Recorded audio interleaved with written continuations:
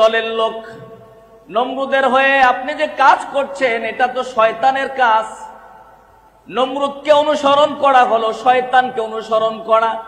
কারণ সমাজের মধ্যে, রাষ্ট্রের মধ্যে, আইন কানুনের মধ্যে যারা আল্লাহ ছাড়া অন্য কোন মানব রচিত আইন এবং কানুনকে বাস্তবায়ন করতে চায়, এটা শয়তানের রাস্তা। ঠিক কিনা বলেন?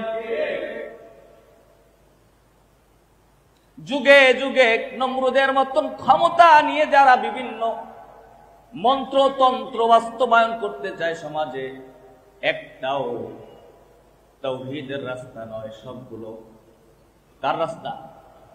ওরমান আল্লাহ পাক কোরআনে এই জন্য বলেন, ইব্রাহিম সাল্লাম ওটাও জানেন যে নমরুদ যা বাস্তবায়ন করতে চায়, আমার বাপ নমরুদের কথা মতন চলা মানে শয়তানকে অনুসরণ করা।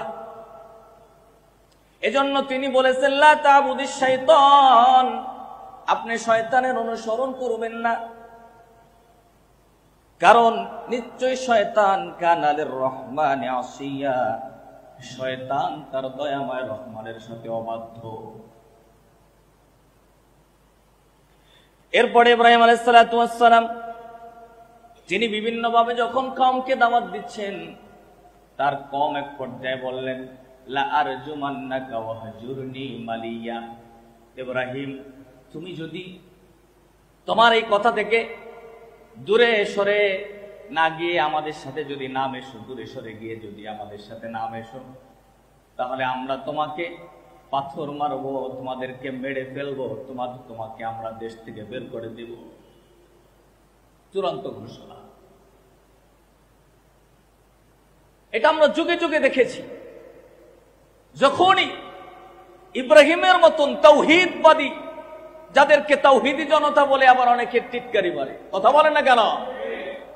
তাওহীদবাদীরা যখন সমাজ এবং রাষ্ট্রের চূড়ান্ত আল্লাহ দ্রোহী, ইসলাম দ্রোহী রাষ্ট্র, আপনার যেমন ইসলামের বিরুদ্ধে সরাসরি আল্লাহ যাতে রাগ করে সমকামিতাকে প্রমোট করতে চায়, মূর্তি পূজাকে প্রমোট করতে চায়, এর বিরুদ্ধে যখন প্রকৃত তাওহীদি জনতা ওলামায়ে কেরামের নেতৃত্বে রাজপথে নামে, তখনই তাদেরকে এভাবে যুগে যুগে আমরা দেখেছি। বিগত দিনেও ক্ষমতার ছায়ার নিচে বসে তারা হাত পাও ভেঙ্গে দেব, মেরে ফেলবো, জেল দিব, জুলুম দিব, ফাঁসি দিব, বের করে দিব, এই রকমের হুঙ্কার দেয়। কথা বলে ঠিক না? কিন্তু আল্লাহর সিদ্ধান্ত হয় চূড়ান্ত। প্রিয় ভাইরা আমার, ইব্রাহিম আলাইহিস সালাতু ওয়াস সালাম এভাবে যখন দ্বীনের দাওয়াত তিনি হুমকি শুনলেন, ধমকের সম্মুখীন হলেন, তিনি ভয় পেলেন না। কারণ যিনি তাওহীদবাদী, যিনি মুসলিম দাবি করে, তিনি ভয় পাবে একজনকে, তিনি কে? যিনি মুসলিম, তিনি আল্লাহ ছাড়া কারো কোনো লোভে, লালসায়, লোভনীয় অফারে কোনোদিন তিনি তার ঈমানকে বিক্রি করবে।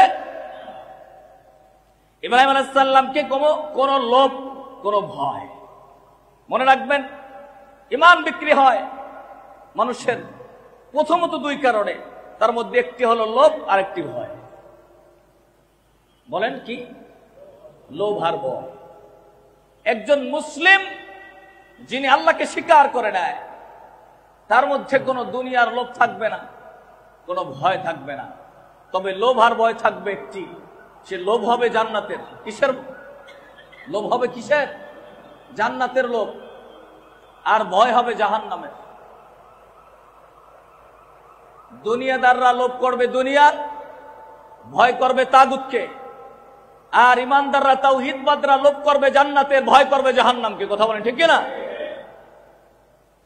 সম্মানিত ভাইরা, আল্লাহ পাক রব্বুল আলামিন ধাপে ধাপে দেখেন, শুধু যদি কোরআন দিয়ে আপনাদেরকে বলি, বাহিরের কোনো কথা বলবো না, তাতেও তো আমার সময় পাবো না।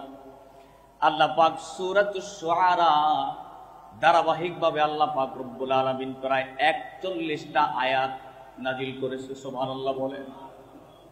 আল্লাহ পাক বলে ওয়াতলু আলাইহিম নাবা ইব্রাহিম إذ قال لأبيه وقومه ماذا تعبدون আল্লাহ পাক বলেন তোমরা পাঠ করো, তেলাওয়াত করো ইব্রাহিম আলাইহিস সালামের ব্যাপারে।